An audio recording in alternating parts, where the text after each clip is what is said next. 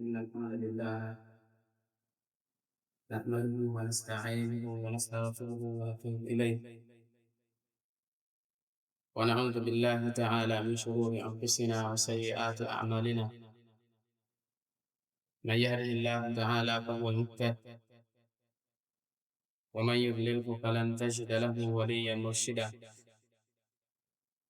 نشهد أن لا إله إلا الله وحده لا شريك له وهو يتولى الصالحين، ونشهد أن محمدا عبده ورسوله صلى الله عليه وعلى آله وأصحابه ومن اهتدى بهداه واستنى بسنته إلى يوم الدين. يا أيها الذين آمنوا اتقوا الله حق تقاته ولا تموتن إلا وأنتم مسلمون. يا أيها الناس اتقوا ربكم الذي خلقكم من نفس واحدة وخلق منها زوجها وبث منهما رجالا كثيرا ونساء، واتقوا الله الذي تساءلون به والأرحام إن الله كان عليكم رقيبا.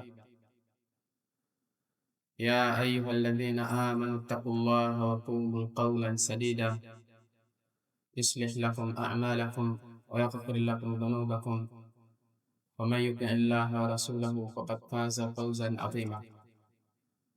أما بعد، فإن أحسن الحديث كلام الله تعالى، وخير الهدى هدى نبينا محمد صلى الله عليه وسلم، وشر الأمور محدثاتها، وكل محدثة بدعة، وكل بدعة ضلالة، والضلالة أهلها في النار. اللهم إنا نسألك الهداية والجنة، ونعوذ بك من الضلالة ومن النار. Amin. Ndugu zangu katika imani, tunamshukuru Allah subhanahu wa ta'ala, mola wetu mtukufu mwenye huruma, ambaye ametufanya sisi ni Waislamu. Hii ni bahati kubwa sana ambayo sisi tumeipata. Mtu kuwa Muislamu sio jambo rahisi, mpaka ije idhini ya Allah subhanahu wa ta'ala. Allah subhanahu wa ta'ala anasema, wama kana li nafsin an tu'mina illa biidhnillah wayaj'alu rijsa ala alladhina la ya'lamun. Hakuwa mtu kufikia kuwa Muislamu isipokuwa ni kwa idhni ya Allah subhanahu wa ta'ala. Ruhusa ya Allah subhanahu wa ta'ala ije kwa mja abahatiki kwa bahati hii nzuri sana, na pamoja na kwamba zipo sababu ni kutaka ile nafsi ikapitishwa katika hili. Kila ambaye ni Muislamu leo duniani basi ameutaka Uislamu, na kila ambaye ni kafiri leo duniani hajautaka Uislamu. Uislamu wala hawajawekewa kuta kwamba ufikiki. Atakaye Uislamu popote alipo, ruhusa ipo na anaweza akawa Muislamu. Wewe huoni, ahli ilmu wanasema haijapatikana serikali ngumu yenye ubabe kuliko serikali ya Firaun. Kaje kupatikana, na walio duniani leo katika ahli ilmu wanasema wala hakuna mpaka hivi sasa serikali ngumu kama hii. Lakini walipatikana Waislamu ndani ya serikali. Kwa nini? Walitaka walipotaka walipewa. Aliupata Uislamu mtu ndani ya ile serikali mashuhuri kwenye serikali nzima, Asia bintu Muzahim, imraatu Firaun, na ukadhihiri Uislamu wake, na amekuwa ni mja wa Allah mwema, na ametajwa kwa kusifiwa kwenye Qur'ani, na ni katika waja wa Allah atakaingia peponi. Amepatikana mtu katika ile serikali, Allah anasema, waqala rajulun mu'minun min ali fir'auna yaktumu imani ataktuluna rajulan an yaqula rabbi Allah. Amesema mtu mwanamme, tena ni katika wale watu wa Firaun, kwenye serikali yake na kwenye nasaba yake, lakini Allah anamsifu rajulun mu'min, ni mtu mwanamume mu'min, na huku kuna Asia mwanamke. Anayemtaka Uislamu anapewa, na Uislamu wote ni rahma. Kwa hiyo tuna wajibu wa kushukuru sana sisi kufanya Waislamu. Pia Allah subhanahu wa ta'ala ametubakisha hai. Waislamu wengi walipowepo duniani tunashakufa. Aliyepo leo duniani hai na ni Muislamu ana nafasi ya kuyaongeza mema mengi na ana nafasi ya kujipunguzia mzigo wa madhambi. Ashaingia kaburini na pasilio hana tena. Chochote atakachokifanya katika mema hapati jema lolote.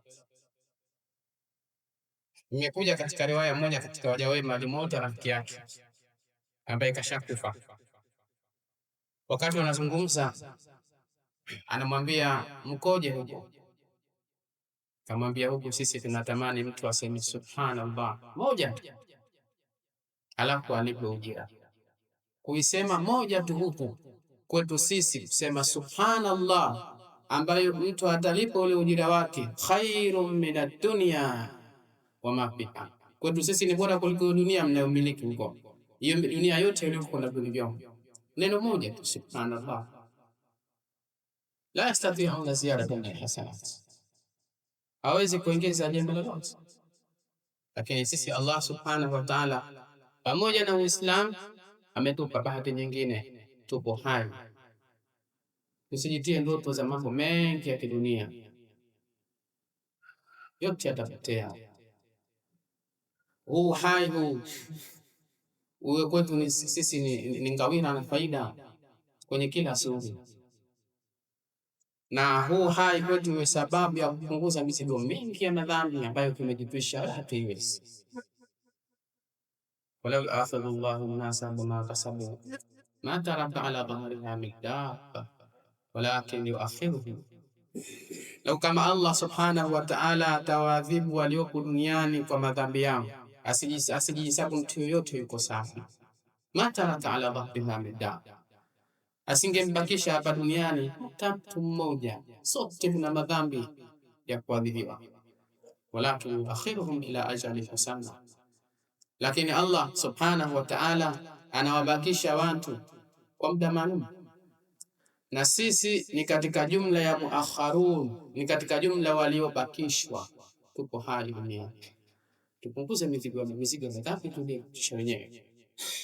Tumeyafanya mengi mno, tena tumeyafanya madhambi tukicheka, tukifurahi. Bahati mbaya tumeyafanya na nafsi zetu zimeridhika, za jisikia raha na ladha. Allah subhanahu wa ta'ala akasirika, achukiwa, sisi tunajisikia raha kwa furaha. Nafasi ya uhai tujipunguzie na dhambi na turejee kwa Allah kwa kuthirisha tauba, kutaka msamaha. Na ndio unakuta katika ibada muhimu mno ni kumwomba Allah subhanahu wa ta'ala msamaha. Lakini kuzangu katika imani, sisi Allah subhanahu wa ta'ala ametujalia tumo ndani ya Ramadhani, ni nafasi nyingine ya ziada kwetu. Hii Ramadhani hii watu wameililia kwa miezi 6, haijafika. Mtu analia, anaopa, anadhalilika kwa Allah subhanahu wa ta'ala abegishwe hai aingie Ramadhani tu. Yeye akifa kwenye Ramadhani sawa, lakini Ramadhani yaifike aingie.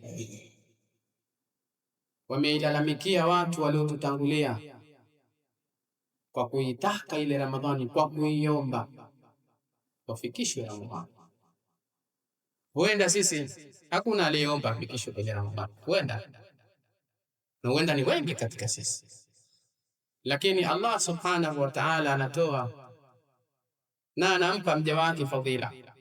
Ametupa sisi hii Ramadhani, imekuja hii kwa sisi tukiwa hai, tukiwa wazima, tumeletewa sisi tulio hai leo kama Waislamu. Jamani, hii Ramadhani hii ni fursatun litaghayyur, ni nafasi ya mabadiliko ya kipekee, mabadiliko ya nyoyo. Nyoyo hizi zina kiburi, zina jeuri, zina mashonde, zina mafundo, zina dharau, zina kebehi. Hizi nyoyo hizi zina hasad, hizi nyoyo zina makorokoro mengi mno.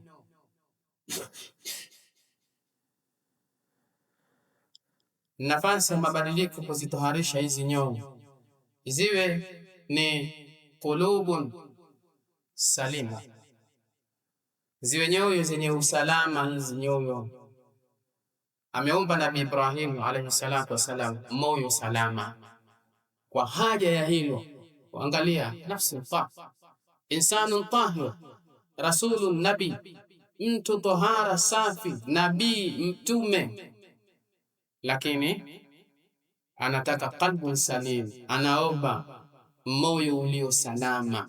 Uepukane na haya madude yote haya, mashonde, hasadi, haya madude yote, dharau, kebehi, kiburi, kejeli, kujikweza, kujiona, kujidai, kujinata, yote maovu ya nafsi. Mtu anakaa peke yake kwenye chumba, zinakuja fikra, amchukia huyu, amkebehi huyu, amdharau huyu, anabeba majidhambi mingi kwa peke yake chumbani, hata hajatoka nje akaonana na wenzake, hata hajasema kalima, kwa sababu yote yapo. Na mtu anajenga fundo, anachukia ule kwenye moyo wake, hasa anabugudhika kiasi ambacho analipwa kwa ile vile lilivyoingia lile fundo, lile shode, ile gebehi, ile jeuri, kile kiburi ndani ya nafsi yake. Huu ni wakati wa pekee wa kufikia nyoyo zetu ziko salama, zing'ae, zinang'aa, zipate nuru. Lakini kwenye sheria tumetajiwa moyo ni jua nafsi, na hizi nafsi pia ahlul ilmi wametaja, wengine vinatofautiana, hivi ni vitu vinatofautiana, na wengine wakasema ni kitu kimoja, matamshi tofauti. Ala kulli hal, ulipotajwa moyo umetakiwa moyo salim, na ilipotajwa nafsi hiyo ni nafsu mutmainna. Nitaji zifikie nafsi zetu zinatulia, tulia katika taat na khairat na ibadat, zinatulia, hazitaki fujo za kidunia, zinatulia, zinajiepusha na shari za kidunia, zinatulia kwa Allah subhanahu wa ta'ala. Ndugu zangu, masahaba ridwanullahi alayhim, kabla ya usahaba nyoyo zao zilikuwa ngumu mno na zilikuwa hazitulii, walikuwa maadui, uadui usio na mfano. Allah subhanahu wa ta'ala anatuonyesha namna walivyokuwa katika uadui. Anamwambia Mtume sallallahu alayhi wasallam, law anfaqta ma fil ardi jami'an ma allafta baina Muhammad, ingekuwa unamiliki dunia yote na kila kilicho, watu wenyewe wachache tu hao wanahesabika kwa idadi maalum, ukawagawia kila kilichokuwa ardhini, wewe ndio mmiliki wa dunia yote na vilivyomo, baharini na nchi kavu, ndani ya tumbo la ardhi na juu ya ardhi, alafu ukawagawia, wewe nchi hii, wewe nchi hii, wewe eneo hili, wewe hapa, wewe mali hizi, alafu kaambia jamani, pataneni huku kugombana, basi ma alafta baina qulubihim, katu usingeweza. Hizi nyoyo hizi haziwi salama kwa mali kabisa.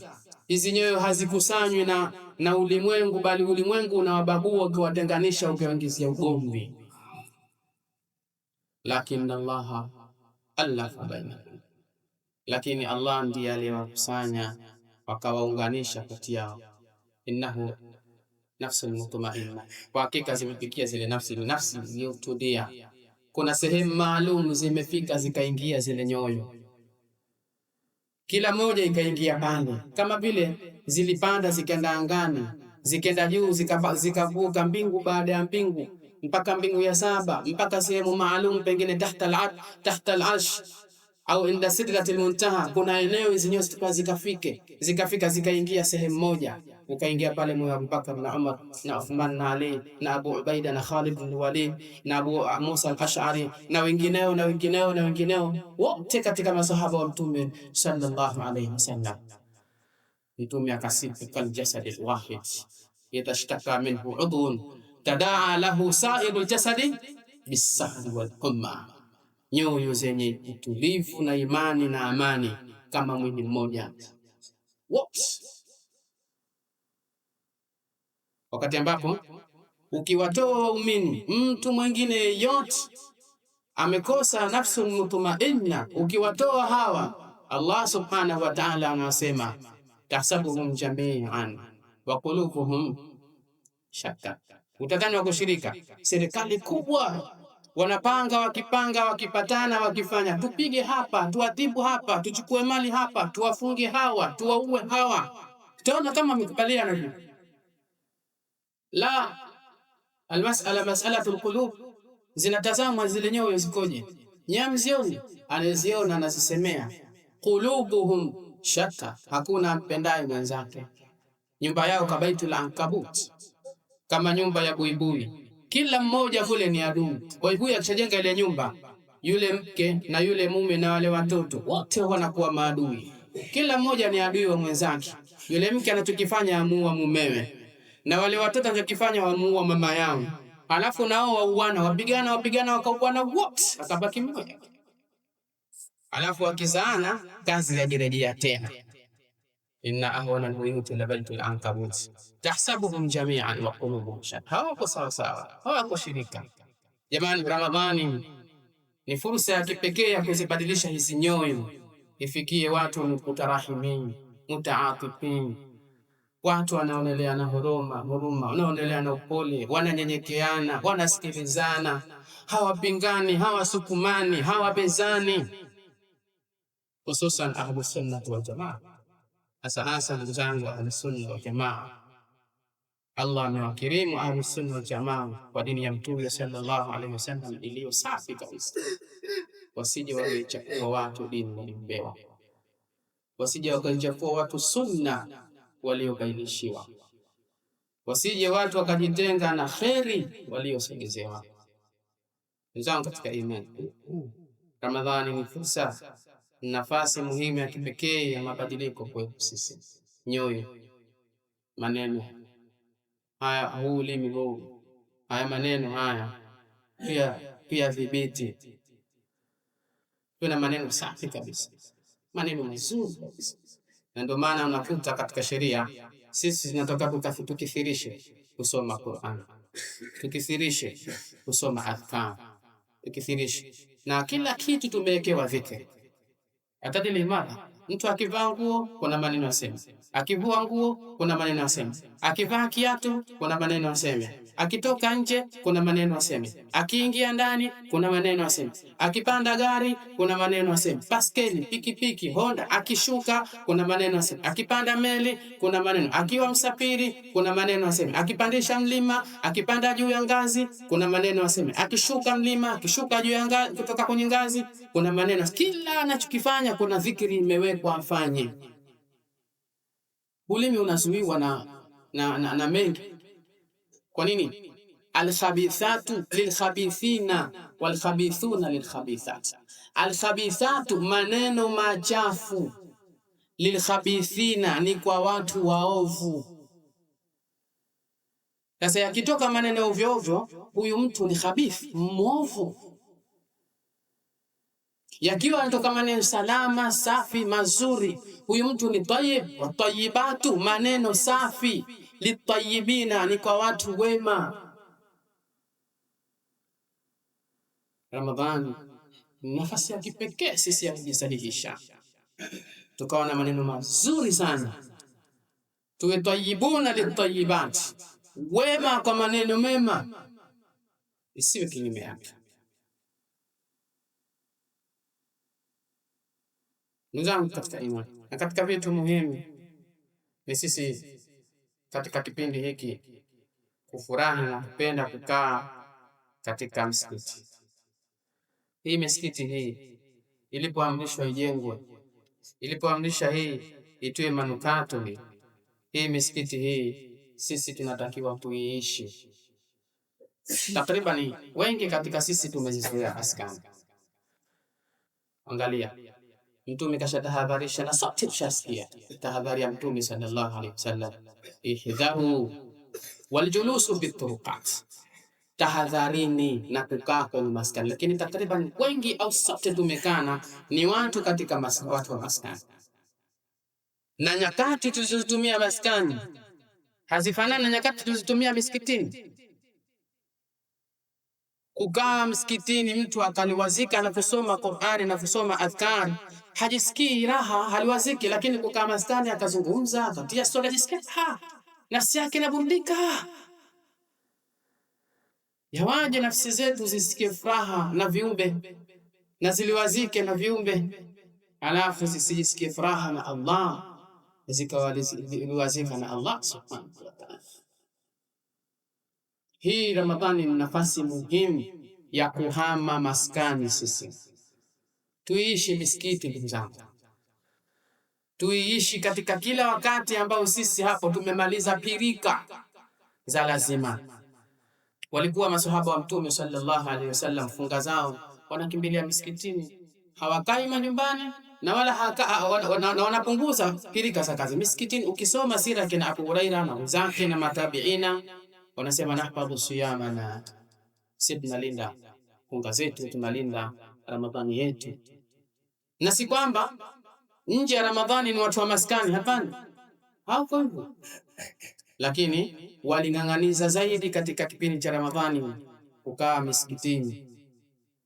Na kipindi hichi ni ngumu kukaa sisi msikitini wakati wa magharibi mpaka Isha, lakini tuwe na muda mwingine kama huu wala asri mpaka magharibi. Mtu katika eneo ambalo yupo, ikiwa inawezekana akiingia msikitini, huko uwezekano akaswali maghrib na Isha la asri na magharibi kabisa, ni aula afanye hivyo.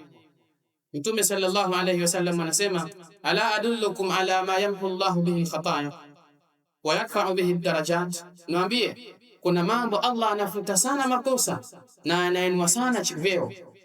Kila mmoja kidunia ataka cheo, lakini kuna vyeo ambavyo Allah ameviandaa bora vizuri mno. Nafuta Allah azza wa jalla madhambi na makosa, na hii ni kuondoshewa mtu kuaibishwa kuwa na sifa mbaya. Anakuwa na vitu viwili, thanaun hasan wa darajat, wasifu mwema kwa sababu hana madhambi, amefutiwa madhambi, kwa hiyo ana mazuri matupu, halafu na vyeo. Niwaambie mambo yanayofanya hayo. Mtume sallallahu alaihi wasallam akasema, isbahul wudu ala al-makan. Moja, mtu chukua udhu vizuri, hasa wakati wa baridi. Achukue udhu, hakikisha udhu umeingia vizuri sana. Udhu atakiwa ufanye utiwe vizuri, hasa ikiwa kuna kipindi cha baridi. Lakini wakathratul khata ila almasajid, na mtu kuwa ana hatua za ziada anakwenda msikitini, hatua nyingi. Na hili linaonyesha nini? Kwamba yatakararu dhihabu ila almasajid, anajikariri kwenda msikitini, sio kwa ajili ya swala za faradhi tu. Imefika wakati wa swala ya dhuha na msikitini ndio sawa. Hasa mtu yuko katika eneo hayuko karibu na nyumbani, maeneo ya kazini, imefika wakati wa dhuha ndio swala dhuha kwanza. Imefika ataka kupumzika, angalau kufanya akaombea dua kwanza na msikitini. Kathratu khata ila almasajid wa intidharu salah ba'da salah, na mtu akishamaliza sala subiri swala nyingine. Fadhalikum ribat, jamani, haya ni ribat, ni ribatu. Haya mambo imekuja katika tafsiri ya neno ribat katika hii hadithi, ni ulinzi katika dini. Ambaye anayafanya haya, anachukua udhu vizuri, anapiga hatua zake, anaenda msikitini, akifika baada ya swala anasubiri swala nyingine ya faradhi. Dhalikum ribat, huyu alinda dini. Hii misikiti ni sha'airullah, ni alama hii ya dini ya Allah kuwepo, na hii alama inatakiwa ibakishwe, ipepee. Hii ni bendera inayopepea na inahitaji walinzi. Kukaa msikitini ni imani, kukaa msikitini kupewa takwa, kukaa msikitini kuwa na jirani na malaika. Hawaondoki malaika msikitini, wakiondoka wanakuja wengine tena kwa zamu, mpaka waje hawa ndio waondoke wengine tena. Allah waulize, na mtu atatolewa taarifa yake akiwa msikitini. Je, ambaye atakaa sana? Dhalikumur ribatu, huo ni ulinzi katika dini. Dhalikumur ribatu, hilo ndio la kujishika katika ya kuyakamata nyinyi. Jitahidi msikiti uishi, tuishi misikiti. Fudhail alikuwa akishaswali salatu dhuhur na baada dhuhur anakaa msikiti aswali rakaa 12 yeye, ma baina dhuhuri wal asr. Anasemaje? Muda wote ni muda wa swala. Kasha swali dhuha, kasha swali kadha, lakini anakifirisha ibadat. Muda wote ni muda wa swala, ni muda wa amali nyinginezo, baina dhuhur wal asr, kati ya muda wa alasiri na adhuhuri na alasiri. Jamani, tumo ndani ya Ramadhani. tupunguze mambo mengine haya kikawaida haya. Mtu yuko kwenye Ramadhani afikiria sikukuu, maskini. Usiwe muflis. Ramadhani wewe wafilisika kwa sikukuu, watoto wataka nguo, watoto wataka chakula. Sikiliza, wallahi wewe ushachokadiriwa. Toa nguvu nyingi, toa nguvu kidogo, uzidishi wala upunguzi. Lakini hivi unadhani baada ya kuitumia sababu ya kutafuta riziki kwa kipindi fulani, halafu ukaenda kumwabudu Allah subhanahu wa ta'ala, utapungukiwa katika arzaki ulizowekewa, bali utazidishiwa. Allah subhanahu wa ta'ala ndivyo alivyoahidi, waman yattaqillaha yaj'al lahu makhraja wa yarzuquhu min haythu la yahtasib. Wewe umeshatumia muda wa sababu ya riziki, watosha huo. Siengeze tena ule wa kawaida za kula na mchana. Punguza, kimbilia msikitini, kaa msikitini, kithirisha ibada, jizoeshe. Kama hiki kipindi hukuzoea, kama hiki kipindi hukujibidisha, kama hiki kipindi hujapunguza pirika, wasubiri kipindi. Unadhani kipindi gani chengine ndio ukipata wewe? Kipindi mashaitani wamefungwa, kipindi jahannam imekomelewa, kipindi nguvu ya mema ni kubwa, wewe hamasishiki. Unadhani kipindi gani chengine kitakuja utakuwa na hamasa na nguvu na jitihada na targhibu ya kutosha katika taati na ibadati, ukafanya ukawa mwema? Ikiwa kipindi hiki huwezi, shetani kafungwa, subiri siku akija akifunguliwa. Saizi kafungwa kama vile mmefungwa shirika wewe na yeye. Akija akifunguliwa, si atakutia hatamu, atakufanya punda wake, atakutia hatamu akurute. Akitolewa alla yajida ilaika sabila, akifunguliwa kwako wewe asipate njia. Mwaka mzima unapita, akitafuta hakujui akupate wapi. Kama uko hai mpaka inaingia Ramadhani nyingine, anakomelewa tena, unazidisha spidi. Jamani ya ahla sunna, misikiti wallahi tunaulizwa na Allah azza wa jalla. Misikiti wa Mtume haukukosa watu ovyo ovyo, waliuishi maswahaba usiku na mchana, bali kuna watu walijulikana kama ahlus sufa, usab, mabarobaro. Sio mabarobaro wacheza mipira, sio mabarobaro wacheza makaram na madraft. Hapana, watu walikimbilia misikitini. Msikiti saa zote una sauti, sauti ya qiraa, sauti ya Allah, sauti ya kuomba, sauti ya kutajwa, sauti ya qiraa. Fi buyutin adhina Allahu an turfa wa yudhkara fiha ismuhu yusabbihu lahu fiha bilghudwi wal asal rijalun la tulhihim tijaratun wala bay'un an dhikrillah wa iqamis salah yakhafuna yawman tataqallabu fihi alqulub wal absar. Allah ametoa idhni, jamani, nendeni misikitini mkamtaje Allah sana. Allah amelitaka hilo. Wanafanya hivyo, rijalun la tulhihim tijara, ni watu kweli kweli, nyoyo zao ziko madhubuti, hawapumbazwi na biashara. Kitajwa biashara kusudiwa chochote cha kutafuta riziki. Maana mtu asikumwangalie muuza duka tu akawa, hapana, sote sisi ni wafanya biashara kulingana na zile harakati zetu za maisha. Hata mtu fundi kama umepatana na kazi fulani, akwambia wewe unampa bei, anifanyie kwa bei, akwambia hiyo haina faida, hiyo haina tija. Kwa nini? Kwa sababu na yeye ni mfanya biashara.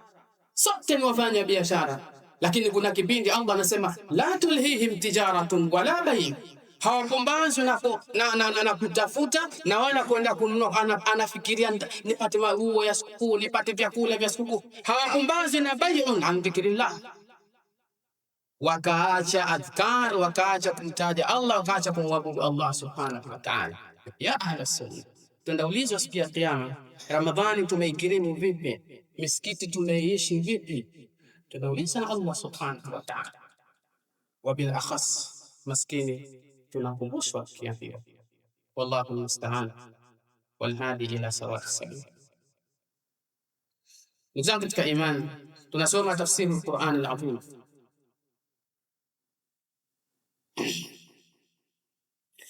Na tunasoma suratul Nur. Leo insha Allah taala tutasoma kuanzia aya ya 11. Hii aya ya 11 imeshuka kuanzia aya hii ya 11 mpaka aya ya 20 kwa mpigo. Suratul Nur imeshuka katika nyakati tofauti. Wanachuoni wanasema, na tuone tafsiri, imeshuka ndani ya takriban miaka 3 au 4, kuanzia mwaka wa 6 hadi wa 9, katika nyakati tofauti ndani ya miaka hii 4. Aya hizi 10 kuanzia aya ya 11 mpaka ya 20 zimeshuka kwa mpigo hizi, kwa mfululizo, na zimeshuka hizi aya. Kulikuwa na kisa kilijitokeza. Mafadu kisa bilikhtisar, kinakofidisha kisa kwa ufupi, katika mwaka wa 6 Hijria, na baadhi ya wanachuoni wa sira wanasema ni mwaka wa 5 Hijria. Ilitokezea kabila la Bani al-Mustaliq katika Waarabu, sio katika Mayahudi, katika Waarabu, Bani al-Mustaliq, ambao walikuwa wanaishi katika sehemu kati ya Makka na Madina, eneo linaloitwa Qudayd. Kiongozi wao anaitwa Harith ibn Abi Dhirar. Alipanga Harith huyu na kabila lake kwenda kuipiga Madina. Wakapanga, wakakubaliana, wakaipiga Madina. Yote hayo ni kuimaliza kabisa zamani. Kama masahaba wanavyosema, sisi tulipofika pale Madina, tupo muhajirun na ansar, ramatna al-arabu an qawsin wahid. Sisi Waarabu wote walishirikiana kutupiga. Madina ile ni kieneo kidogo kile. Maeneo yaliyobakia ya Waarabu mengi, ikiwemo Maka, ikiwemo Hunain, ikiwemo Taif, na wakiwemo Waarabu wengine kuna Waarabu wa Yaman, kuna Waarabu wa Oman, kuna Waarabu wa Bahrain, kuna Waarabu wa Kuwait na maeneo mengine. Wote kiujumla Waarabu wote, kijieneo kidogo sana, kinapimika kwa mita. Wote wakatuelekezea sisi hujuma kwa pamoja. Ikawa mpaka fika wakati masahaba alijiuliza, mata nadau silaha, lini sisi silaha tutaziweka chini? Nasema la nabitu illa bisilah wala nastayqidhu illa bisilah. Tukilala twalala na silaha mkononi, tukiamka twaamka na silaha mkononi, maadui kila upande. Sasa katika jumla ya hayo ni hawa Bani al-Mustaliq wakakubaliana, tukawapige na kuwapiga kwa sasa kuwamaliza. Sasa kasipatikane kujulika, pakasema pana Uislamu, pana Waislamu, na hilo hasa hawataki kusikia. Taarifa zikafika katika mji wa Madina, zikafika kwa Mtume sallallahu alaihi wasallam, na habari na taarifa ni sahihi. Ikabidi watu wajilinde na waende kwa haraka, wasifikiwe. Mtume sallallahu alaihi wasallam aliwaambia maswahaba baada ya vita vya Khandaq mwaka wa 5 ule. Baada ya vita vya Khandaq akamwambia, sasa kuna kitu kingine. Wamekuja hapa Makureishi za 3 hadi 4. Wamekuja vita vya Badr, wamekuja vita vya Uhud, wamekuja vita vya Khandaq, na Waarabu wengine pia wameshirikiana nao. Al-ana naghzuhum wala yaghzuna, kuanzia sasa tutatoka sisi tukawapige wao, na hawatotoka wao waje watupige sisi. Na katika vita vya mwanzo ambapo Mtume sallallahu alaihi wasallam anatafsiri kauli hii na rasuhum ni tokeo hili la Bani al-Mustaliq. Akatoka yeye na masahaba ridwanullahi alaihim, wakawaendea Bani al-Mustaliq. Walipofika wakawavamia kwa ghafla, wakapambana nao, wakakimbia. Mtume sallallahu alaihi wasallam na sahaba wakapata ngawira nyingi sana.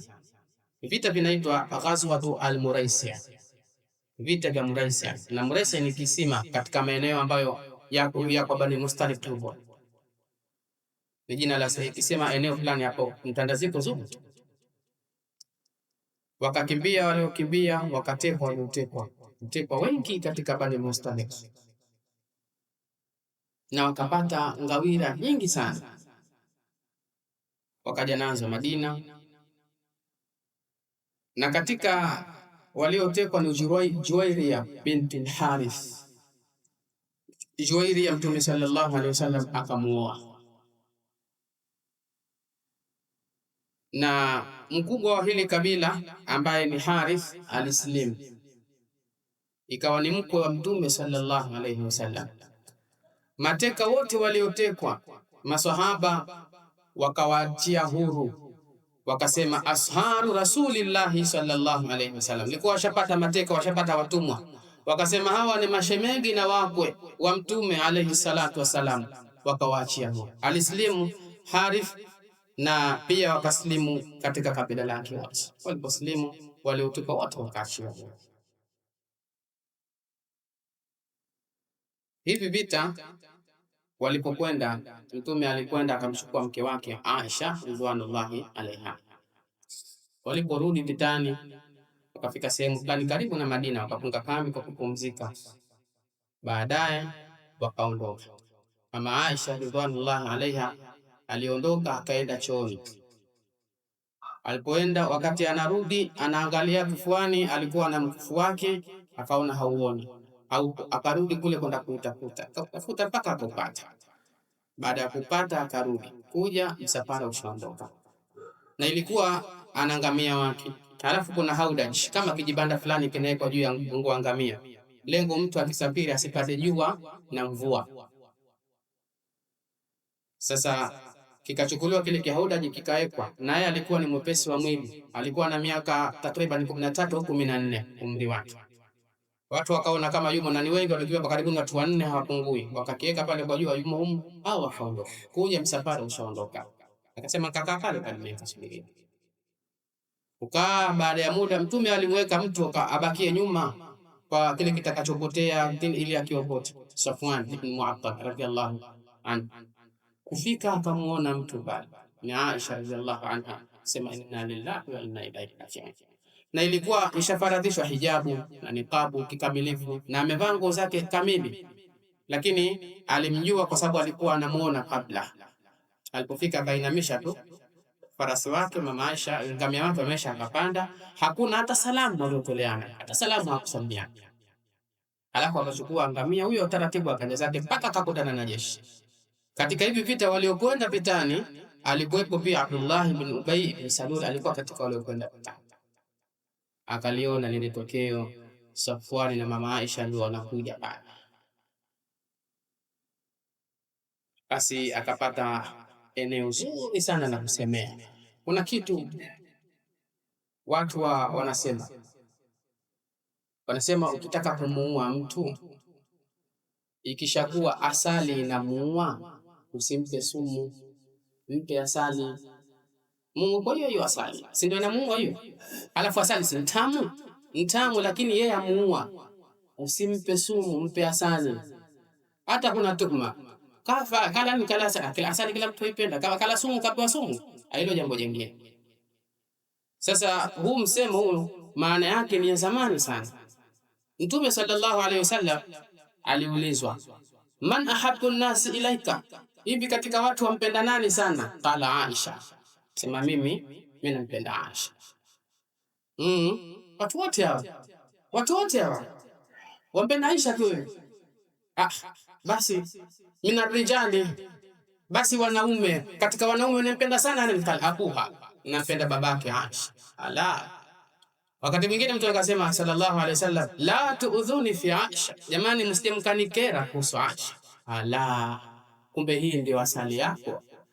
Kwa Abdullah ibn Ubay ibn Salul hapa lilipotokezea hili akapata nafasi nzuri sana, sababu hapa ajua hili ni pigo kubwa, nitaweza kupiga kwenye swafu ya Waislamu. Naye ni kafiri hakika, amejidhihirisha Uislamu tu, laanatullahi alayhi. Akazungumza mazungumzo ya kufumba, si ya wazi, ambayo anayesikiliza ataona hii hali inaonyeshia ukweli. Mfano, unaonaje? Hebu fikirieni nini? Yani Aisha kaekwa mule katika haudaji, halafu tunafika hayumo, halafu anajua kwamba kuna mtu kaekwa nyuma huko, anakuja, halafu eti ndo wanakuja shirika halafu kapandishwa mnyama, yeye ndio yuko juu pale. Washakaa shirika usiku huko, pana nini hapa? Aisha na Safwan, pana nini hapa? Unaonaje hapa? Kwa hiyo mazungumzo aliyozungumza ni aina hii, akaingiza akapata na wale wenzake katika wanafiki, wakayazungumza katika njia hii. Njia hii ikafikia watu wakabeba, halafu wengine wakasema wazi. Aisha kafanya uzinifu na Safwan ibn Mu'attal, wakasema wazi yeye alifunga kinini akizungusha maneno, wengine wakasema wazi. Katika waliosema wazi ni Mistah ibn Athath na Hassan ibn Thabit na Himna au Hamna bint Jahsh, shemegi yake Mtume sallallahu alaihi wasallam kwa Zainab bint Jahsh. Wakawa wanasema wazi, taarifa zikaingia mtaani. Watu waliporudi vitani, mama Aisha aliumwa, akawa anaumwa kawaida tu akina zake nyumbani kwake, akawa anaumwa msikini. Taarifa zilipoingia mtaani zikafika watu, zikafika Abubakar, zikafika mamake mama Aisha, zikafika Mtume sallallahu alaihi wasallam. Ikawa sasa kichwa kinauma. Wanachuoni wa tafsiri wanasema ahsabu fatratin tarikhiyya fi nabii, ilikuwa ni katika kipindi kigumu cha kihistoria kwa Mtume, maana limeingia jambo ndani, sio la nje. Sio kama nakwambia kupambana na adui huko, kuna jambo limeingia ndani, alafu limeingia ndani kwa maana ya ndani, chumbani kwa Mtume sallallahu alaihi wasallam. Halafu pia ni jambo limeingia ndani ya nyumba ya Abubakar. Sasa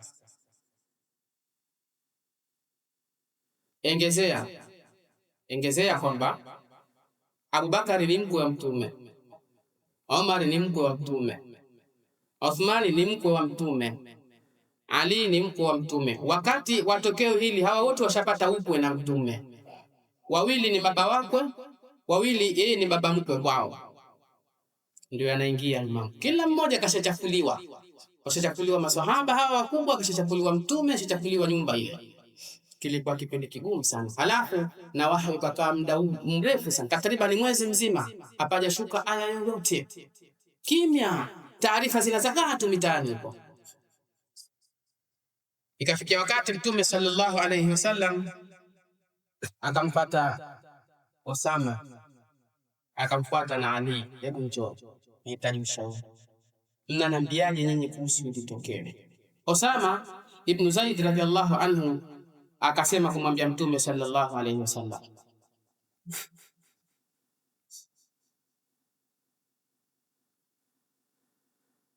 walladhi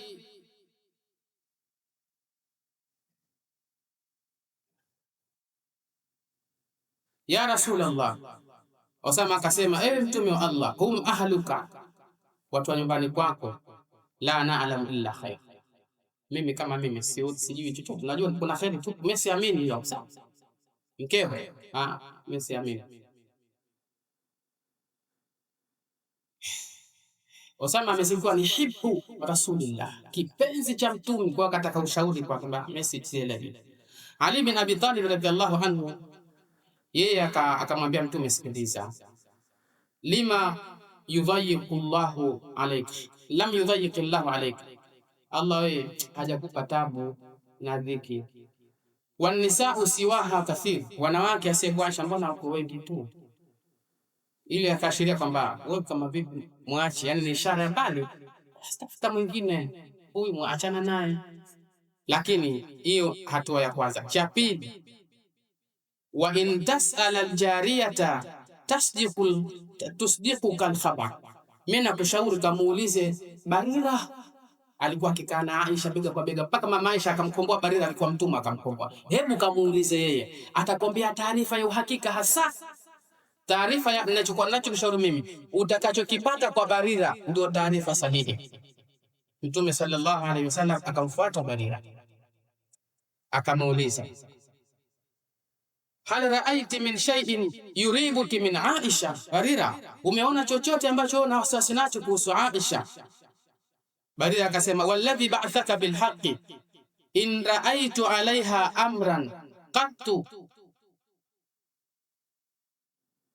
aghamasuhu alaiha, mimi sijawahi kuona kabisa jambo la kumtia aibu, sijawahi kuona. Aisha ipo safi sana. Upande huu kidogo Mtume alitulia kwa watu wa watatu, lakini Abdullah bin Ubayya ilifahamika kwamba maneno yameanza kwake, na Mtume alijua wazi kwamba huyu maneno yameanza kwake. Sasa akaenda msikitini, akapanda pia mimbari, akazungumza na Waislamu, akasema ya ma'ashara almuslimin man yahdhuruni min rajulin qad balaghani adhahu fi ahli baiti.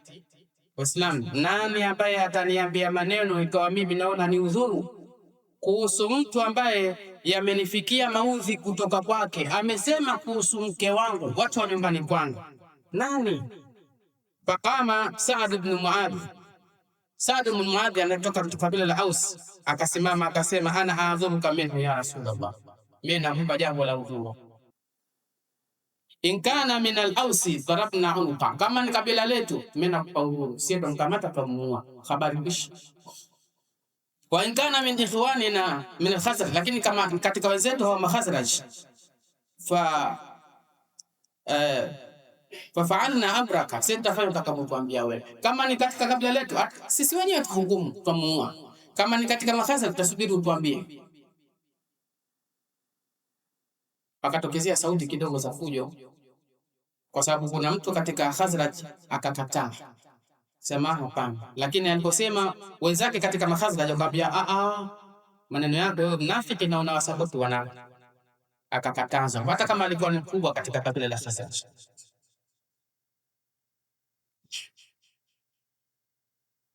Mtume sallallahu alaihi wasallam alikuwa na fili linakuja, akawanyamazisha wote.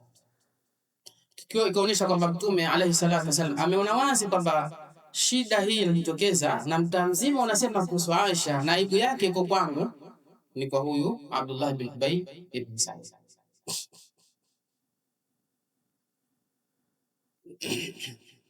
Akaondoka akaenda zake kwa mkewe Abu Bakar radhiallahu anhu, akaenda akataka taarifa kuhusu Aisha aseme mwenyewe. Akamwambia mimi nikisema si kweli, hamniamini. Na mimi niko mbali na hilo, lakini Allah azza wa jalla atabainisha. Akakaa si muda mrefu kule kule, Mtume akaonekana anabadilika sura yake. Ilipobadilika tu ikajulikana Mtume kwa sura ile pale ni sura ya kupewa wahyi, si chengine. Baadaye ikajirudi hali ya kawaida.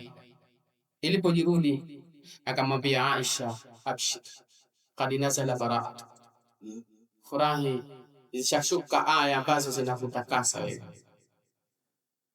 Allah subhanahu wa ta'ala anasema, a'udhu billahi minash shaitani rajim, innal ladhina ja'u bil ifki usbatun minkum la tahsabuhu sharran lakum bal huwa khayrun lakum, kwa hakika watu ambao wamekuja na huu uzushi wa kusema Aisha ridwanullahi alaiha amefanya uzinifu na Safwan. Usba ni kundi, minkum ni kundi katika watu wanaojinasibu na nyinyi. Minkum minal muntasibina minkum, ni katika wanaojinasibu na nyinyi, yani wanafiki. Lakini sura ya wazi wanafiki wanaonyesha waumini, wanaonekana wanaswali, wanaonekana wako katika darasa wanasoma, wanaonekana sura ya wazi na waumini. Kwa hiyo ikasemwa minkum kwa sababu ile sura ya wazi walionayo. Halafu kama ni kafiri, kuna ijraati al-kufar, kuna taratibu zinazopitishwa kwa makafiri, kuna kutoa jizya wakikaa katika ardhi ya Uislamu. Hao hawatoleshi jizya. Kwa nini? Kwa sababu wamejidhihirisha na imani. Usba ni kundi, si mtu mmoja. Mmoja ndiye aliyeanza, lakini ni usba, ni kundi. Na wanasema usba min 10 ila 40. Usba ni kundi kuanzia watu 10 hadi 40, sio watu kidogo. Kuna mmoja ndiye alianzisha, wakalibeba lile wanafiki, wakaliingiza kwenye mtaa, wakaamini kwamba hadhihi dharba, hili mpigo na amani kati yao. Lakini Allah subhanahu wa ta'ala anasema la tahsabuhu sharran lakum, nyinyi waumini msidhani kwamba hilo ni shari kwenu, bal huwa khairul lakum, bali hilo ni khairi kwenu. Kuna vitu viwili, moja kwamba Allah subhanahu wa ta'ala anazungumza na waumini walioingia katika ile kesi, ambao wao watakuja watastahiki muamala. Lakini pia kuna waumini ambao waliumia katika lile tatizo. Kwa ujumla waumini wote hawa, madam ni waumini, wanaambiwa la tahsabu sharran lakum, msihisabu hii ifki kwenu ni shari. Kwa nini? Kwa sababu hii ifki, huu uzushi uliokuja, moja, umekuja kwa ajili ya kubainika mnafiki na mu'min, kwa kuna kheri hapa. Pili, hili litabainisha hukumu itekelezwe vipi, kwa sababu huko nyuma tumesoma aya zinazoonyesha watakaokuja na uzushi wa kuzushia mtu uzinifu anaadhibiwa. Hapa pataonyeshwa tekelezwe ile hukumu. Kwa hiyo waumini kwao ni kheri ya kupata funzo. Tatu, kuna tohara inatakiwa ifanyike kwa baadhi ya madhambi. Kwa hiyo waumini watatoharishwa kwa baadhi ya madhambi ambayo wameyafanya. Nne, watu hawajajua kadri ya Aisha. Tangu Aisha azaliwe hadi leo hawajajua hadhi ya Aisha radhiallahu anha, kiasi ambacho baadaye watu wanawachuoni wamekuja wakasema hivi, ni nani bora kati ya wake zote wote wa Mtume sallallahu alaihi wasallam, hata Khadija. Ukiwatoa wengine wasema Aisha ni bora, lakini je, baina Aisha na Khadija nani bora? Kuna wengine wanasema Aisha bora, mpaka wengine wanasema jamani, tunyamaze kimya, tusiseme kitu. Lakini kuna waliosema wazi kwamba Aisha ni bora kuliko Khadija radhiallahu anha. Hizi aya zinasema la tahsabuhu sharran lakum bal huwa khairul lakum. Hapa kwenye tokeo hili ni kheri kwenu. Katika kheri panataka kubainishwa kuhusu fadhila ya Aisha radhiallahu anha, ubora wake, mpaka zinashuka aya hizi kumsafisha huyu mtu. Na huyu Mtume aliambiwa kabla ya kumuoa, anaonyeshwa sura yake usingizini, anaambiwa hadhihi zawjatuka fi dunya wal akhirah. Wamwona huyu utamuoa na atakuwa mke wako duniani, na huyu atakuwa mke wako akhira. Huyu mpaka akhira hatengani na wewe wala hakhalifiani na wewe. Aisha radhiallahu anha. Kwa kuna mtu anataka kusemwa umma umjue huyu mtu ni kheri kwenu, kwa sababu nyumba ya Mtume atakiwa ifahamike ni nyumba safi. Hakuna ubazazi kwa wake za Mtume alayhi salatu wassalam. Lam taqa marra, haujatokezea hata mara moja, haujatokezea kabisa. Hata kabla ya kuolewa na Mtume, wale huko zilipita ndoa za kisheria kwenye dini yao, kama Safia bintu Huyai. Mtume amemuoa kashaolewa na ni katika Mayahudi baada ya vita vya Khaibar, lakini ameolewa kwa ndoa, hajafanya ubazazi na wote alioa Mtume sallallahu alaihi wasallam. Alafu likulli mri'in minhum maktasaba min al-ithmi, kila mtu katika hawa waliokuja wakalizungumzia tokeo hili la uzushi, likulli mri'in, atalikwa kila mtu, minhum, katika hao waliolizungumzia, maktasaba, kwa mujibu wa alilolichuma, min al-ithmi, katika dhambi. Kuna ambaye dhambi zake ni nyingi, kuna ambaye dhambi zake ni kidogo, kuna ambaye kalizungumza sana, kuna ambaye kalizungumza kidogo, kuna ambaye atapewa adhabu ya dunia, na kuna ambaye hata ya dunia pamoja na hivyo alivyofanya asipewe adhabu, hasa akaipata akhira. Maktasaba, kulingana na alivyochuma min al-ithmi, katika dhambi. Walladhi tawalla, na ambaye amelisemea. Walladhi tawalla, na ambaye amelisimamia. Kibarahu, kwa wingi wake, kwa sehemu yake kubwa, minhum, katika hao waliosema ifku hii, lahu adhabun adhim, yeye atakuja kupata adhabu kubwa sana.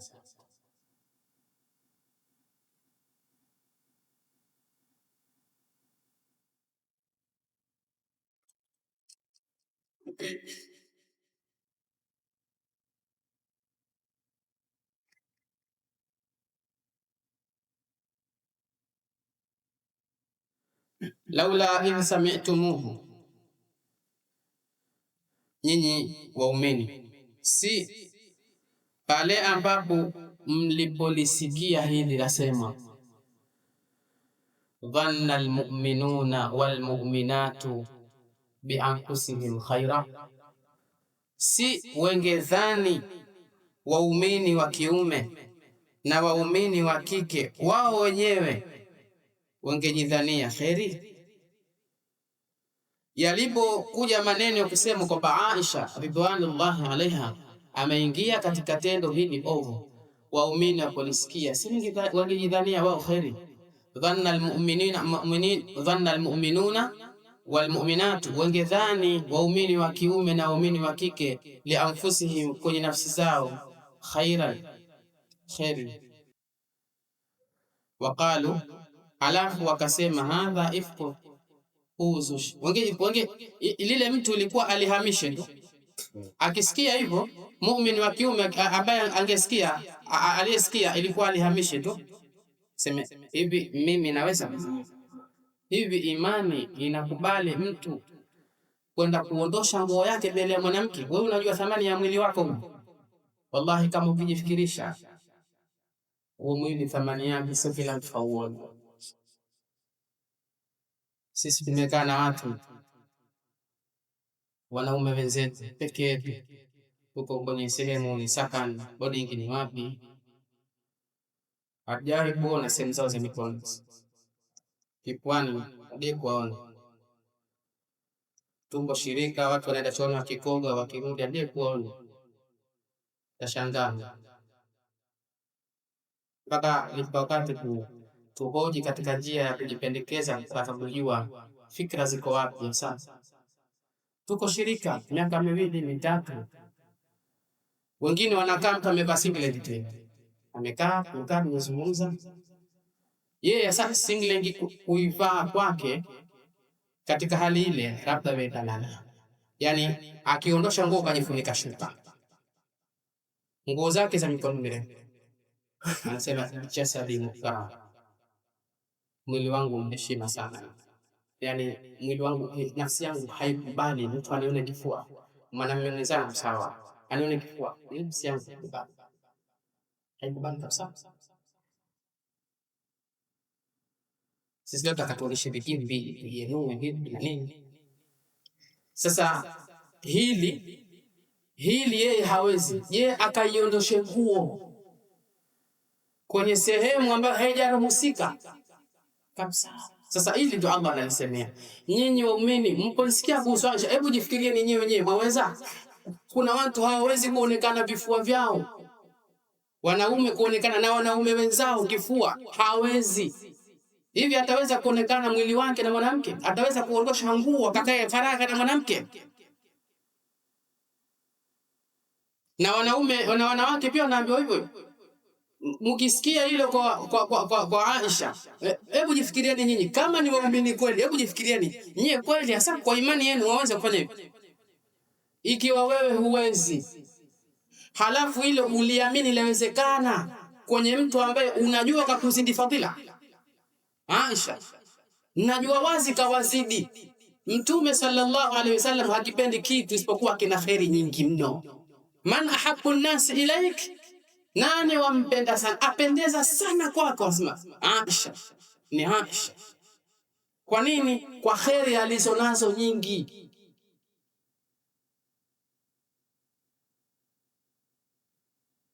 Sasa umini, hebu mkijifikirisha nyinyi wenyewe, mngejifikirisha tu basi jangetoka maneno kwenye vinywa vyenu, hadha ifkum mubin, huu ni uzushi wa wazi.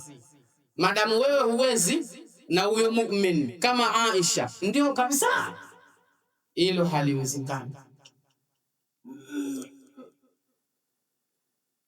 Yani kuna watu madhambi ya wakimbia pamoja na zile shahawati ishtihaat, ule utashasha, kuna watu madhambi ya wakimbia, na kuna watu kwa walivyo ovyo ovyo, yale madhambi yanawasonga, yanawajia mpaka Allah anasema ahatat bihi khati'atuhu, mijidhambi imemzunguka, yamjia midhambi kutoka kila sehemu. Kuna watu madhambi ya wakimbia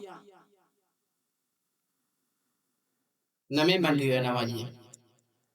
Waqalu hadha ifkum mubin, lawa wangejifikirisha waumini wenyewe, wangesema tu kwamba huu ni uzushi na uongo wa wazi.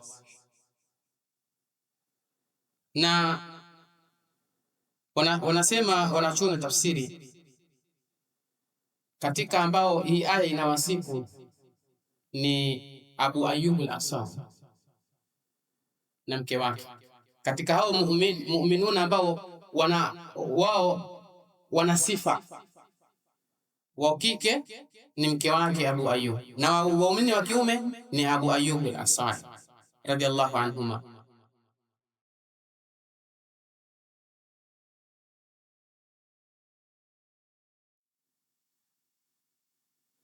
Abu Ayyub alipokwenda kwake, anaambiwa na mkewe, ala tasma'u ma yaqulu an-nasu fi Aisha, umesikia watu wanayosema kuhusu Aisha? Abu Ayyub kaambia, bali ndio nimesikia. Wadhalika al-kadhib, na ile watu wanaosema uongo. Afa kunti ya umma Ayyub fa'ilatan dhalik, wewe waweza Ayyub, wewe waweza hivi? Qalat la wallah, akaambia wallahi mimi siwezi, wallahi anaapa, si kwamba labda ajisafisha kwa mumewe tu, amtaja Allah kama shahidi kuonyesha yeye kama yeye, hilo kabisa haiwezekani. Qala Abu Ayyub akamwambia mke wake, fa Aisha wallahi khairun minki, naamwa pia Allah subhanahu wa ta'ala, Aisha ni bora zaidi kuliko wewe. Sasa ikiwa wewe huwezi, Aisha hilo kabisa uongo. Sasa Allah ndo anaambia waumini wa jamhuri ile ya Madina, laula idh sami'tumuhu laula dhanna almu'minuna walmu'minatu bi anfusihim khaira wa qalu hadha ifkum mubin, si waliposikia waumini wa kiume na wa kike wangedhani, wangejifikirisha wao wenyewe tu khairi, wakasema uongo. Lau ja'u alayhi bi arba'ati shuhada, basi au waliosemea walete mashahidi wanne. Ndicho kinachotakiwa sasa.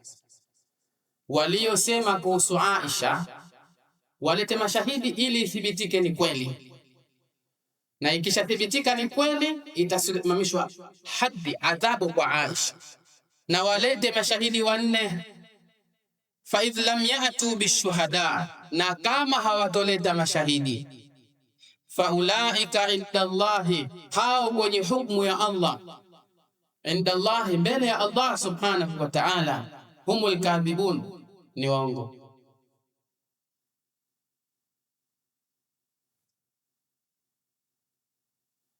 Wakatakiwa wale walizungumza lile wasimamishe ushahidi. Waliosema wazi ni watu watatu,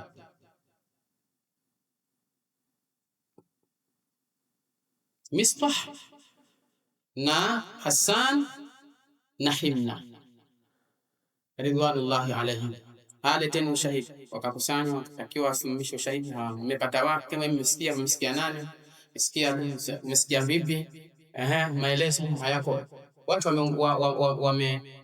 wamefunga maneno, wao wakaunganisha wakasema, basi madam ni waongo ijana. Lakini kabla ya hii adhabu, kwa sababu kipindi kilikuwa kirefu, kuna watu waumia. Kuna mtu mwema, yeye atafuta kheri azifanye, leo ambiwa wewe umefanya hivi. Yaani jamhuri hii ya waumini matajamii kwenye kosa hizi. Safwan ibn Mu'attal radhiallahu anhu alikuwa na Aisha,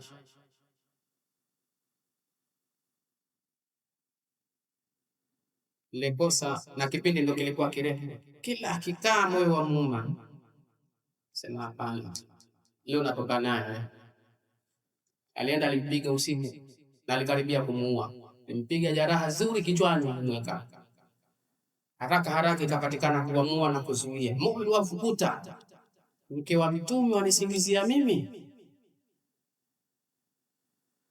tena. Kisheria mtu ukimpiga, madamu sheria ndo zinasimamishwa, wewe umechukua sheria mikononi mwako, utatoa fidia.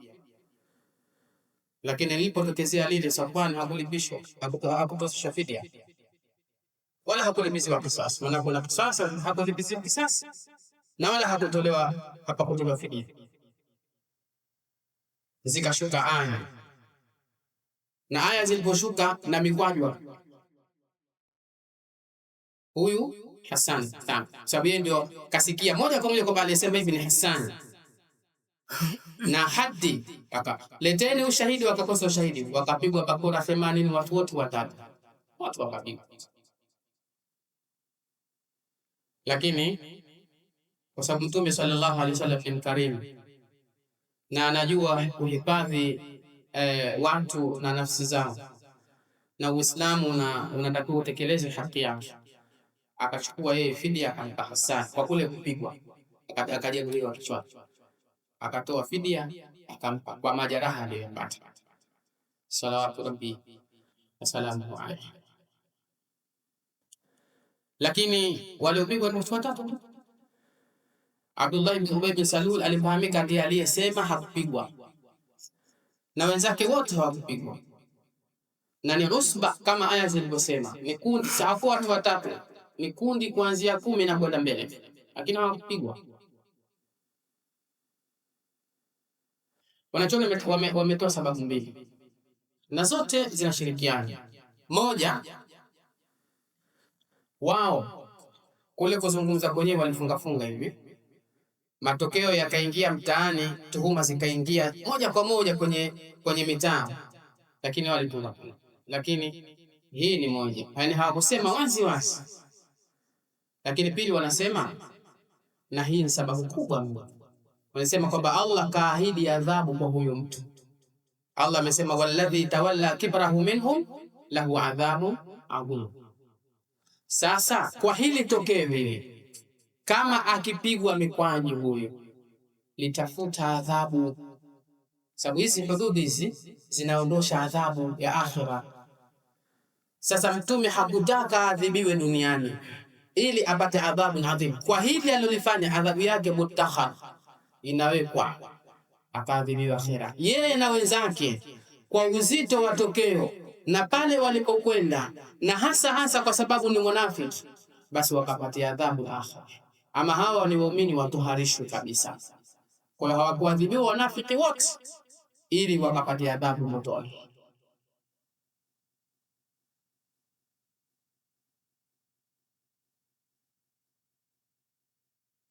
Allah subhanahu wa ta'ala anasema, walaula fadlullahi alaykum wa rahmatuhu fid dunya wal akhirah, na lau kama si fadhila ya Allah na huruma yake kwenu nyinyi hapa duniani, na pia fadhila ya Allah na huruma yake kwenu nyinyi huko akhira, lamassakum, nyinyi nyote mliolizungumzia hili kwa kulikubali, ingewapata nyinyi, fima afaktum, kwa vile mulivyoeneza, fihi, kwenye ifki, fihi fil ifki, katika huu uzushi, kwa vile mlivyoueneza, ingewapata nyinyi adhabun adhimun, adhabu kubwa.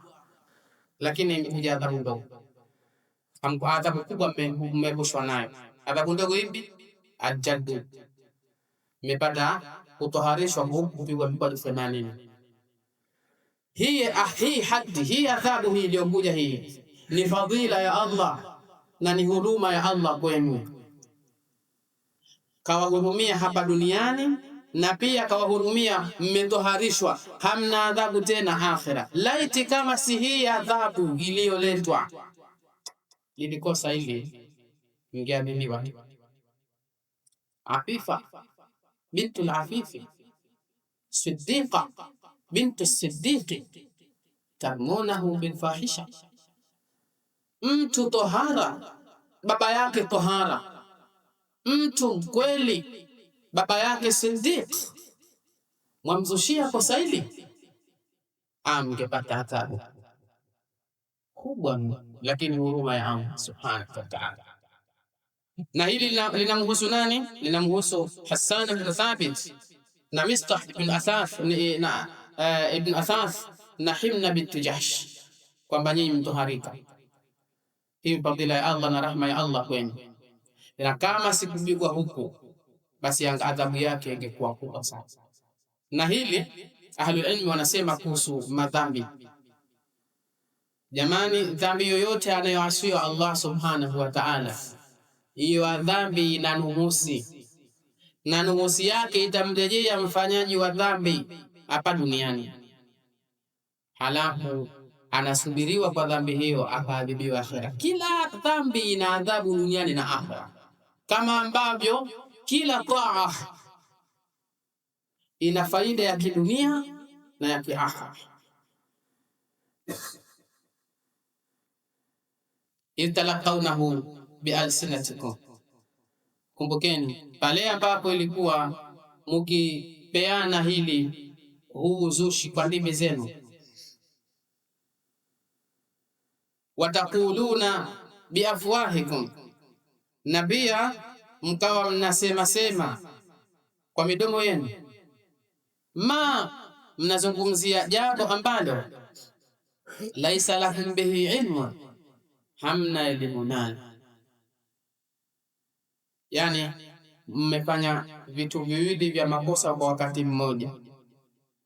Talaqawnahu bialsinatikum, mnabadilishana hili kwa ndimi zenu, yani jambo la batili. Moja, mmeleta batili si sahihi. Tatalaqawna, mnapokea batili kwa kutema kwenye ndimi zenu. Watakuluna, na mnasimulia biafwahikum, kwa midomo yenu. Kitu gani? Ma laysa lakum bihi ilm, jambo jingine. Mnazungumza kitu hamna elimu nacho, mnazungumza batili, mnazungumza kitu ambacho hamna elimu nacho.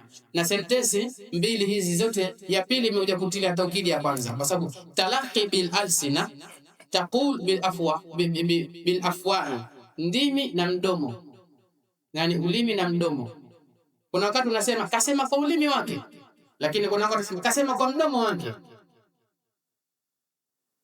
Mdomo na ulimi ni vitu viko hapo kwa hapo. Kwa sentensi ya kwanza talaqawnahu bi alsinatikum, sentensi ya pili taquluna bi afwahikum. Hii imekuja kutilia mkazo ile ya kwanza, yani ni batili mnayoisema kwa ndimi, kwa mdomo wenu na ulimi na ndimi, kwa midomo yenu na ndimi zenu. Ni batili mko mkisemea, tena mkisemea batili, alafu laisa lakum bihi ilm, hamna bayani, hamna ufafanuzi. Kila aliyeulizwa nasikia twasema, nani ule msikia? Sisikia watu tele, watu tutajie, watu sio tutele. Nani usema baki kitu hakina hakika? Kitu chenye hakika kina sana, kina tegemezi, kina mhusika, na mhusika akifikwa abainisha. Sisi leo tukisema kuhusu hii dini, hii Qur'ani, wewe Qur'ani, wewe una ushahidi Qur'ani umepata wapi? Maneno ya Allah, ushahidi wake uko wapi kama maneno ya Allah? Hii Qur'ani tulionao mikononi leo ina sana dina tegemezi hili. Hii Qur'ani tulionao mikononi hii, msemaji ni nani? Katika wanadamu ni mtume. Watu waliopo katika wanawachuoni wa leo tulionao, na wengi katika Waislamu wameipokea hii Qur'ani kupitia kwa mtu baada ya mtu waliopo duniani leo, mtu baada ya mtu, mpaka utawafika matabiina. Tena wametajwa kwa majina, kwa jina. Sasa mfano kama Sheikh Fauzani ana sanadi ya Qur'ani, shekhe wake na shekhe wa shekhe wake, na hivyo itakwenda kwa majina jina, mpaka itafika kwa tabi'i fulani, mpaka itamfika swahaba fulani, mpaka itamfika mtume. Mtume kapokea kutoka wapi? Kwa Jibril. Jibril katokea kutoka wapi? Kwa Allah subhanahu wa ta'ala. Ana sanadi mpaka anillahi tabaraka wa ta'ala, kutoka kwa Allah, ndio muntaha sanad, mwisho wake. Kwa hii Qur'ani Na hadithi, ukisikia hadithi dhaifu, ukisikia hadithi sahihi, ni sanad. Nani imepokewa kutoka kwa nani? Mtu baada ya mtu. Ile Sahihu al-Bukhari ile watu wamesomeshwa kwa sanad, na kila Imam Bukhari kamsomesha mtu, kawasomesha mpaka leo watu wana sanad kutoka kwa wanawachuoni waliopoleo, mfano Sheikh Mustafa al-Adawi na wengineo, kwa silsila mpaka kwa Imam Bukhari, kufika kwa Imam Bukhari pale, alafu wale mashekha wa Imam Bukhari pale, hadithi hiyo mpaka kufika kwa tabi'i, mpaka kwa sahaba, mpaka muntaha sanad, mwisho wa sanad kwa Mtume sallallahu alaihi wasallam. Bila hivyo akasema ndio yasemekana hayo maneno. Ndio maana watu wanasema al-ilmu ma qala Allah au qala rasuluhu. Ukisikia elimu ni kitu ambacho kina mahali husika. Sijui wataalamu wasema mtaalamu fulani yupi kipi, maswadhalika waswasa shaitana. Elimu isiyo na tegemezi na sana ni wasiwasi shetani kauingiza. Na hili hapa tokeo, kila anauliza mpata wapi hajui, mpata wapi hajui. Wasiwasi wa shetani ameingiziwa, mwisho watu wameadhibiwa. Simani watu hasa wasemeseme tu, nimesikia tu. Sikia wapi? Fumba mdomo wako, hapana kusema ovyo ovyo. Bila hivyo hatimaye mtu atakuja kuadhibiwa akhera. Kasema mengi, ajiona kama na ushahidi, utakuja kusimamishwa uulizwe neno baada ya neno, ulikuwaje useme hivi? Fulani ana mimba. Waona? Wasijituliza. Sema tu. Fulani jamaa yake fulani mtu wake fulani. Wewe sema tu. Duniani huulizwi. Subiri uje ufufuliwe. Mpata wapi? Mimi sikia na ndio msikia. Ilikuwaje? Qul li ibadi yaqulu allati hiya ahsan. Watu watafute maneno mazuri ndio waseme. Ndio agizo la Allah subhanahu wa ta'ala. Tahsabunahu hayyina, nyinyi mmejisemea tu naona rahisi, wa huwa inda Allahi adhim, mbele ya Allah azza wa jalla ni kubwa hili. Hakuna kujisemea. Walaula idh sami'tumuhu qultum, afadhali mliposikia uzushi huu, afadhali mngesema ma yakunu lana an natakallama bihadha, haifai kwetu sisi tukazungumzia hili. Subhana Allah, wewe mtakasifu sana. Hadha buhtanun adhim, huu ni uzushi mkubwa mno. Wanachuoni nasema baada ya hapa atakayekuja akasema kuhusu Aisha kama walivyosema waliopita, astahiki auliwe. Yani hana yeye malipo isipo, sio rami qatl, sio kwamba kamzushia muumina apigwe mikwaju 80. Hapana. Kuhusu Aisha atakayekuja akasema tena akamatwe auliwe bas. Kwa nini? Kwa sababu aliyekuja kusema kwamba hili si sahihi ni Allah. Kwa hiyo ambaye atakuja sasa aseme Aisha ana kadha, huyu anampinga Allah subhanahu wa ta'ala, anamkadhibisha Allah na anakadhibisha hizi aya. Aya inasemaje? Mungesema hadha buhtan, museme huu uongo. Sasa anakuja mtu asema ni kweli, atakayesema ni kweli hapa ampinga Allah, kwa sababu Allah sema wewe useme uongo. Sasa akipatikana mtu akasema kweli Aisha kafanya ile tokeo, huyo auliwe tu, hakuna njia nyingine. Halafu anasema katika vitu vya ajabu tulivyoviona kwenye ile tokeo, aya hii kivipi? Allah azza wa jalla akijitaja katika mambo ya kushirikishwa na kadha, waqalu ittakhadha arrahman walada, alafu subhana, wanasema Allah amejifanyia mtoto. Allah anasema subhana, Allah ametakasika, analeta neno subhana. Neno linaletwa mara nyingi katika sehemu za shirki na kufuru billah, anashirikishwa Allah subhana, anataja hili. Leo hapa anatajwa Aisha, anatajwa Aisha kwa kutakaswa na kosa la uzinifu, alafu Allah ajitaja kwa hili neno subhana. Hatujapata bayana ya kuzungumza, ahlul ilmi wanaonyesha hatujapata bayana ya kuzungumza maana itakayotuonyesha sisi kati ya kutajwa mtu na kusafishwa na uongo na kalima ya nini ya tabiri ya kumsafisha Allah na shirki, bayana ya kutosha tuione.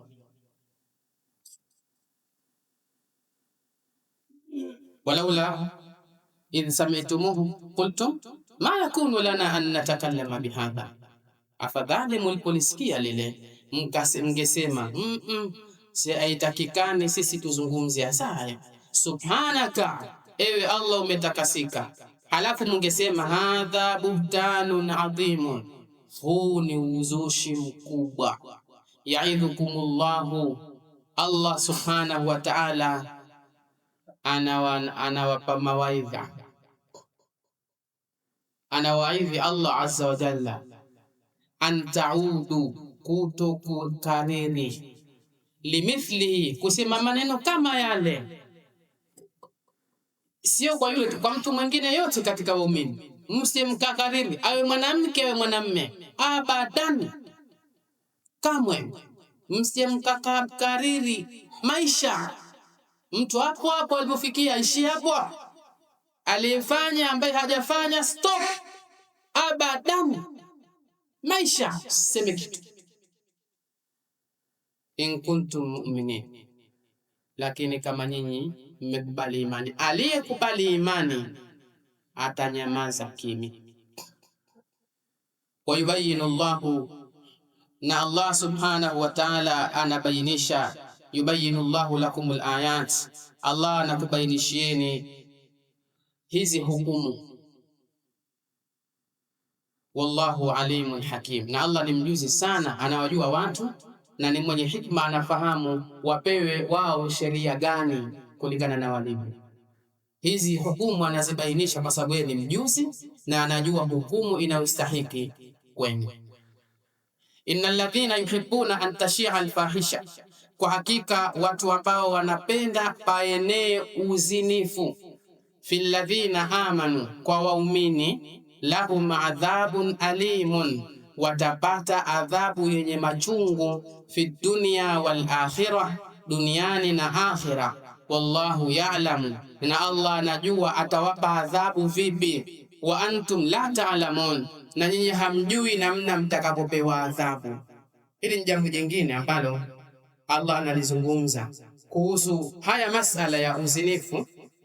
Hukumu zote zishazopita na maelezo. Kuna chengine kupenda tu, kule kupenda kwa waumini paingie uzinifu. Yuhibbuna an tashia alfahisha, kule kupenda mtu akisikia fulani afanye hivi, ndio imamu ule, na hataka sawa hivyo, maana haweshi hao wafedheheke. Utilia mbali po, yani kasikia hata si kweli, lakini kama hata hajasikia, ile nafsi yake yapenda, atamani kuna siku asikie fulani kaadhirika. Hao wanaopenda tu nafsi zao zapenda tu, basi Allah anawaahidi adhabu kwa kupenda kwao tu. Na kama sasa apenda, halafu ana harakati anazifanya, ndio sasa. Na hapa tutatia kituo, tutasimama, lakini tutasema maneno kidogo. Tutasema kuhusu hii miji ambayo sisi tunaishi. Tunaona watu wanaleta watu wahuni katika mji. Wanaleta watu wahuni, wanawake wahuni katika mji. Wale wanawake waliokuwa hapa nguo, wamevaa nguo zile zimewabana, waonyesha viuno, ndio waleta kwenye huu mji, kuonyesha kwamba wanapenda hasa huu uzinifu uenee katika mji.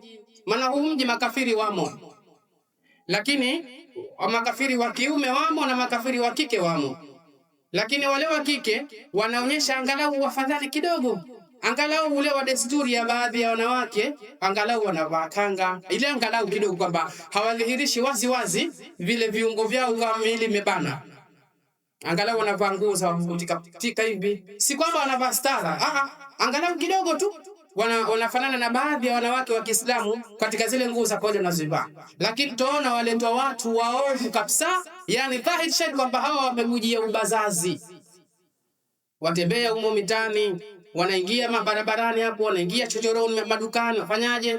Yani kuna watu wanafikiria huu mji vipi utaenea ubazazi, wanapenda huu mwenezi uzinifu.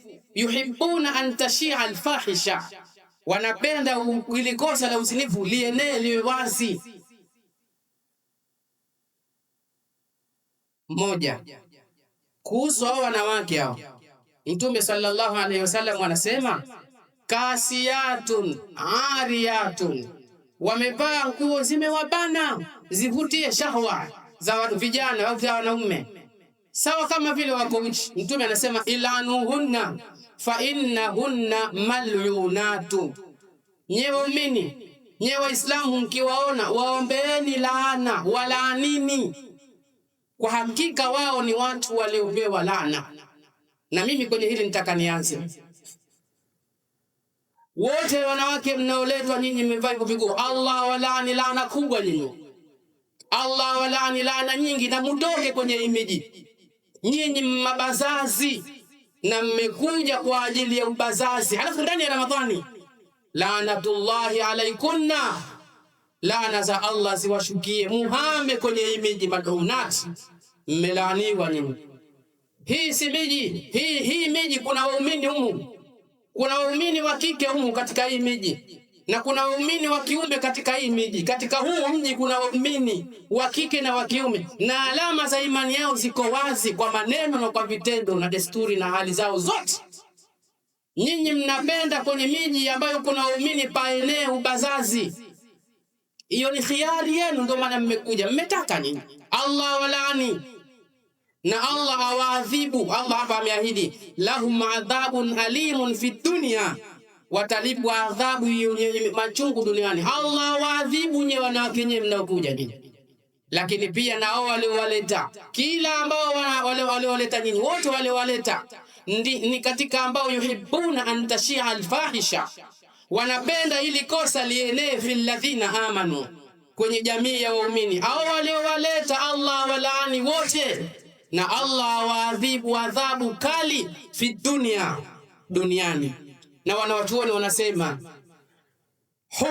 kinachotakiwa mkionana nao njiani mseme laanatullahi ala alkasiyati alariyat, laana za Allah ziwashukie wanaovaa nguo halafu nguo zenyewe hasistiri, ziwashukie laana wanawake hao. Allah walaani anawalaani wanawake mfano nyinyi. Yaani watu wakiwaona huko njiani wawaambie kuhusu laana. Wako watu yani wanakereketwa na hii miji. Shida yao mji wa mabazazi, shida yao mji wa walevi, shida yao mji wa watu waliwati. Hawalali wakapata usingizi, hawali wakashiba, hawanywi wakasinza. Allah walaani na wafute juu ya mgongo wa ardhi, msiwe salama au mgome, muache huu mji, tafuteni mwingine, usiwe huu. Laanatullahi alaikum fadhahukumullahu ala ruusil khalaiq, Allah wafedheheshe mbele ya viumbe, au mgome, muache. Na hatuwachi kuwaombea laana tukiwa katika sehemu kama hizi, tukiwa kwenye swala zetu, tukiwa katika maeneo yanastahiki kuomba dua, ili Allah atuepushe na shari zenu na mabalaa yenu. Nyote ambao mnakusudia shari katika miji hii, nyote ambao mnaleta mabalaa katika hii miji, nyote kwa ujumla wenu, laanatullahi ala dhalimin, laana za Allah subhanahu wa ta'ala ziwashukie madhalim. Hii aya insha Allah kesho itakuja kuwa ndo mtalaku wetu, tutaondokea kwenye aya hii na kwenda mbele biidhnillah ta'ala wa tawfiq. Leo tuishia hapa. Wa sallallahu ala nabiyina Muhammad wa ala alihi wa sahbihi wasallam.